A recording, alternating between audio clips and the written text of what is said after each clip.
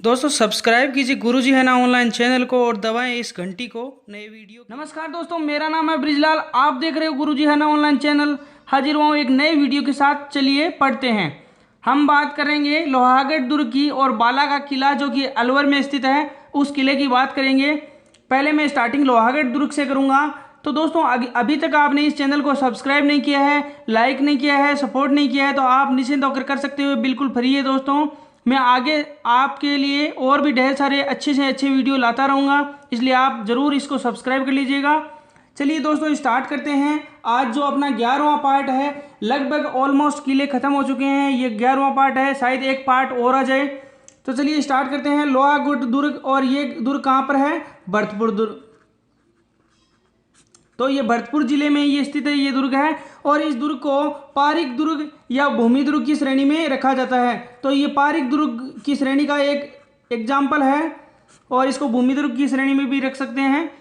इस किले का जो निर्माण है वो 1733 ईस्वी में सूरजमल जाट ने करवाया।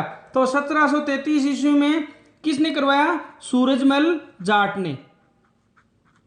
अब यहाँ पर क्वेश्चनों की बौछार होती है, और यहाँ पर जो इजी लेवल के क्वेश्चन हैं, जो राजस्थान के कांस्टेबल वगैरह, ग्राम सेवक वगैरह, पटवारी, इन एग्जामों में डायरेक्ट क्वेश्चन जो पूछे जा सकते हैं वो ये हैं कि इसको कहते हैं जाटों का प्लेटो या जाटों का अफलातून। ये डायरेक्ट क्वेश्चन दोस्तों एग्जाम में आते हैं, इसलिए मैं आपको बता रहा हूँ। ये दो प्रकार की उपमा इनको दी गई है सूरजमल जी जाट को। चलिए दोस्तों आगे बात करेंगे। राजस्थान का सिंह द्वार इसको बोलते हैं। राजस्थान का इस किले के उपनाम हैं कई, वो अपन पहले पढ़ लेते हैं। राजस्थान का इसको बोलते हैं सिंह द्वार, और इसको बोलते हैं पूर्वी सीमा का प्रहरी, क्योंकि ये पूर्वी सीमा पर है तो पूर्वी सीमा का प्रहरी इसको बोलते हैं। ये डायरेक्ट एग्जाम में क्वेश्चन आते हैं, इसलिए दोस्तों आप इसको बिल्कुल नज़रअंदाज नहीं कर सकते। तो इस चीज़ को आप जरूर ध्यान रखिएगा। आदि नामों से ये जाना जाता है। इसके अलावा इसको बोलते हैं अजयगढ़, क्योंकि ये दुर्ग किसी के द्वारा जीता नहीं गया था। इसको बोलते हैं अवैध दुर्ग भी इसको बोलते हैं। ये तमाम प्रकार के उपनाम इस किले के हैं। तो ये लोहागढ़ का किला जाट राजाओं की वीरता और शौर्य गाथाओं के लिए प्रसिद्ध था, समेटे हुए था। किले पर मुगल आक्रमण व अंग्रेजी आक्रमण बिल्कुल दोनों हुए थे, लेकिन कोई भी इस किले को जीत नहीं पाया था, इसलिए इस किले का नाम क्या पड़ा? लोहागढ़। तो यहाँ पर अंग्रेजी आक्रमण भी हुए और मुगल आक्रमण भी हुए थे। मराठाओं ने भी यहाँ पर आक्रमण किए थे, लेकिन कोई भी इस किले को जीत नहीं पाया था, इसलिए इस किले का नाम क्या पड़ा था? लोहागढ़। ये मैंने आपको बता दिया है। चलिए उसके बाद में बात कर लेते हैं। किले की जो सुदृढ़ता है उसके लिए एक लोक प्रसिद्ध उक्ति है, श्लोक है कि दुर्ग भरतपुर अडग जिमी हिमगिरी की चट्टान सूरजमल के तेज को अब लो करत बखान। इस प्रकार की जो ये उक्ति है, ये इस किले की प्राचीरता के लिए है। तो चलिए बात कर लेते हैं इस किले की कुछ और विशेषताओं की। ये किला दोस्तों आयताकार किला है, और दोहरी, इसमें जो दो प्रकार की प्राचीर हैं, दोहरी प्राचीर बोलते हैं जिसको। जो अंदरूनी प्राचीर है वो तो है ईंट और पत्थर की बनी हुई, और जो बाहरी प्राचीर है वो है मिट्टी की बनी हुई। मिट्टी की प्राचीर है। यहाँ पर इस मिट्टी की प्राचीर बनाने का उद्देश्य था कि जैसे ही कोई तोप या गोलों से इसके ऊपर प्रहार करेगा तो जो इतना ज़्यादा इफेक्ट है वो दुर्ग के ऊपर नहीं पड़ेगा, इसलिए इसका जो भारी प्राचीर है वो मिट्टी की बनाई गई है। तो चलिए ये कुछ विशेषता थी किले की, वो मैंने बता दी है। इसके अलावा किले के चारों ओर एक खाई है, और उसके अलावा जिसमें खाई में पानी भरा रहता है किले का।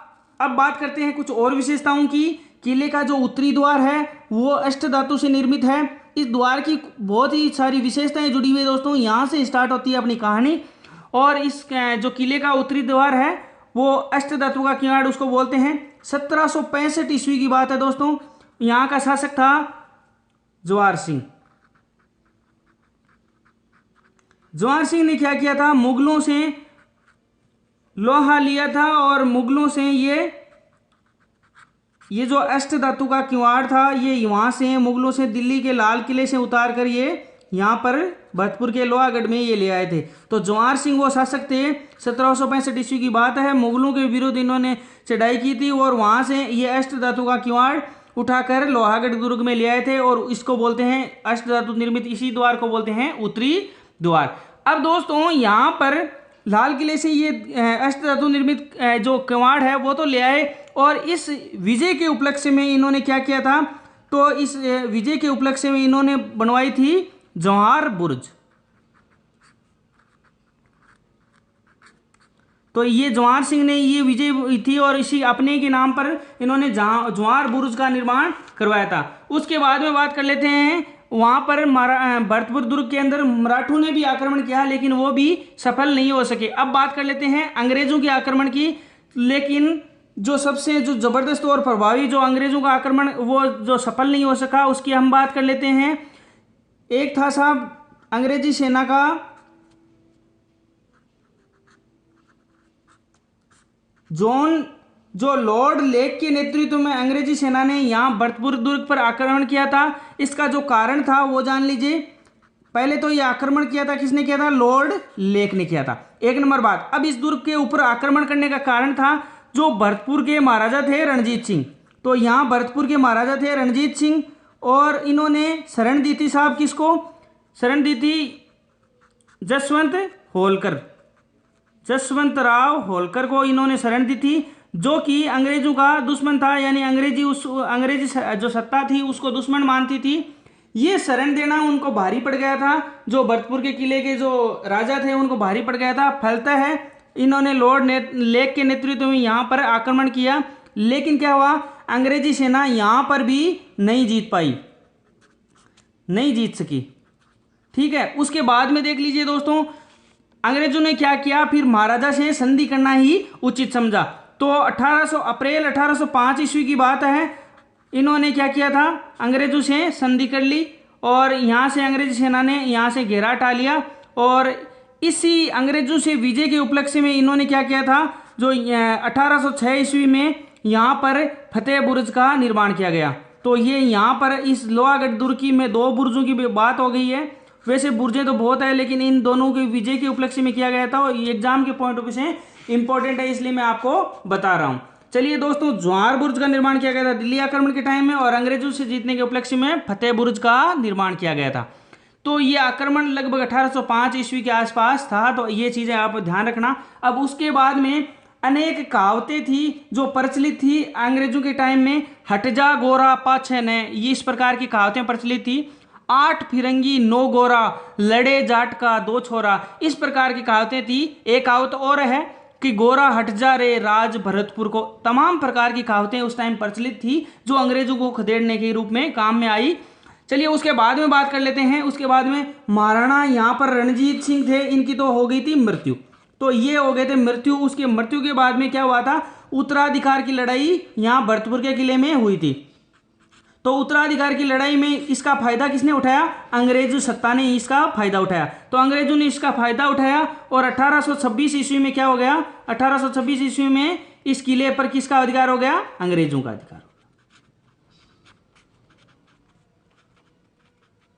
तो ये थी कुछ विशेषताएं भरतपुर के किले की, किसने निर्माण कराया, इसको किस किस उपनामों से जाना जाता है। अब बात करेंगे दोस्तों बाला का किला, बाला किला बोलते हैं इसको, बाला किला, और ये कहाँ पर है, अलवर में। तो इस किले की अपन बात कर लेते हैं। चलिए हम बात करेंगे इस जो बाला किला है, इसको बोलते हैं गिरिदुर्ग की श्रेणी में रखा जाता है। तो इस एक क्वेश्चन यहाँ पर ये तैयार हो सकता है अपना कि ये गिरिदुर्ग की श्रेणी में है। और किले की जब निर्माण की बात आती है 1049 ईस्वी की बात है दोस्तों, आमेर का नरेश था कोकिल देव, आमेर नरेश कोकिल देव के पुत्र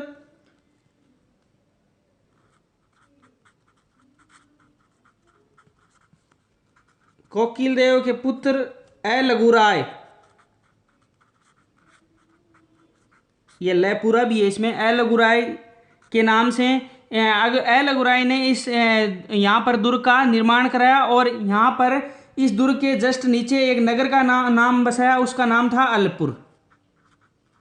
तो ये दो क्वेश्चन यहाँ पर तैयार होते हैं। 1049 ईस्वी में आमेर नरेश कोकिलदेव था, उसके पुत्र एलोगराय ने यहाँ पर इस दुर्ग की स्थापना की और यहाँ पर इसके नीचे एक कस्बा बसाया, एक नगर बसाया, उसका नाम था अलपुर। उसके बाद में दोस्तों बात कर लेते हैं इस किले पर अधिकारों की। तो इसके किले पर अधिकारों में 12वीं सदी के आसपास इस पर अधिकार था निकम्बू का अधिकार था। उसके बाद में यहाँ पर अधिकार हो गया अलाउद खां का, और अलाउद खां के बाद में इसका पुत्र था हसन खां मेवाती। अब यहाँ से मैं कुछ चीज़ें बताऊंगा ऐतिहासिक स्वरूप को जोड़ते हुए, तो एग्जाम के पॉइंट ऑफ व्यू से इंपॉर्टेंट नहीं है, लेकिन आपकी जो नॉलेज है, आपका जो ज्ञान है उसमें वृद्धि हो इसलिए मैं बता रहा हूँ। यहाँ पर एक शासक था हसन खां मेवाती। इसने क्या किया था, हसन खां मेवाती ने साथ दिया था खानवा के युद्ध में। किसका साथ दिया था? सांगा का साथ दिया था, और बाबर के विरुद्ध ये लड़ा था। तो सांगा का यहाँ पर साथ दिया था, तो ये युद्ध में क्या हो गया, बाबर के विरुद्ध लड़ते हुए ये वीरगति को प्राप्त हो गया था। तो ये बाबर के विरुद्ध लड़ा था और यहाँ पर ये वीरगति को प्राप्त हो गया था। तो फलस्वरूप ये जो किला है इस पर किसका अधिकार हो गया? बाबर का अधिकार हो गया इस किले पर। तो बाबर का यहाँ पर अधिकार हो गया इस किले पर, बाला किले पर। उसके बाद में बाबर ने क्या किया, बाबर का एक पुत्र था उसका नाम था हिंदाल। तो हिंदाल को जागीर के रूप में इस किले को सौंप दिया। तो उसके बाद में इस किले पर जो अधिकार रहता है वो है शेर शाह सूरी के जो उत्तराधिकारी थे सलीम शाह के काल में। यहाँ पर सलीम सागर जलाशय का निर्माण करवाया गया। तो ये एक इंपॉर्टेंट चीज हो सकती है एग्जाम के पॉइंट ऑफ व्यू से। सलीम सागर जलाशय का निर्माण किसने कराया था? सलीम, जो शेर शाह सूरी के उनके उत्तराधिकारी थे सलीम शाह, उनके काल में यहाँ पर सलीम सागर जलाशय का निर्माण कराया। उसके बाद में दोस्तों बात कर लेते हैं, यहाँ पर औरंगजेब की मृत्यु के बाद इस दुर्ग पर जो राज है वो भरतपुर नरेश सूरजमल ने अधिकार कर लिया। तो उसके बाद में यहाँ पर जो अधिकार हो गया वो सूरजमल का हो गया, और सूरजमल ने यहाँ पर एक कुंड का निर्माण करवाया, और उसी कुंड का अपने नाम के ऊपर ही उन्होंने निर्माण करवाया, उसका नाम था सूरज कुंड। चलिए उसके बाद में बात कर लेते हैं, यहाँ पर 1775 ईस्वी की बात है, और यहाँ पर माचेडी के शासक और कछावा वंश की जो मैं आपको जब कछावा वंश का इतिहास पढ़ाया था तो वहाँ से दो शाखाएं निकली थी, नरुका शाखा और शेखावाटी शाखा। तो उन्होंने जाकर अलग अलग शाखाएं से अपना जो राजपाट अपना बसाया था। तो कछावा वंश की एक शाखा थी नरुका शाखा, उन्होंने इस पर उनके जो शासक थे नरुका शासक के जो राव थे प्रताप सिंह ने अलवर दुर्ग पर अधिकार कर लिया। तो राव प्रताप सिंह ने अलवर दुर्ग पर अधिकार कर लिया। 1775 ईस्वी की बात है। कछावा वंश से निकले थे नरुका शाखा के राव थे प्रताप सिंह, इन्होंने इस पर अधिकार कर लिया। तो जयपुर से स्वतंत्र होकर इन्होंने किसकी नींव डाली थी? अलवर रियासत की नींव डाली थी राव प्रताप सिंह ने। तो अपन कभी भी जब मौका मिलेगा तो अलवर का इतिहास पढ़ेंगे, तब मैं आपको जरूर बताऊंगा ये तमाम प्रकार की चीज़ें। चलिए दोस्तों, यहाँ पर ये दो किले समाप्त होते हैं। जो मैंने जो बेसिक जो एग्जाम के पॉइंट ऑफ व्यू से आने वाले किले थे वो सब कुछ ले लिए हैं दोस्तों। फिर भी कुछ किले बाकी हैं, जैसे वो एग्जाम के पॉइंट ऑफ व्यू से इंपॉर्टेंट नहीं है। अगर आप कहोगे तो वो किले में पढ़ा दूंगा, लेकिन अभी मैं इंपॉर्टेंट टॉपिक डिस्कशन करने जा रहा हूँ। जो नेक्स्ट क्लासें होंगी वो अलग टाइप के वीडियो सीरीज से आएंगी। तो चलिए दोस्तों, तब तक के लिए आपका बहुत बहुत धन्यवाद। ये वीडियो कैसा लगा आप नीचे जाके कमेंट बॉक्स में मुझे ज़रूर बताएं। आप लाइक कर सकते हो, डिसलाइक कर सकते हो, और अपने आसपास स्वच्छता बनाए रखें दोस्तों। धन्यवाद। राम राम सा।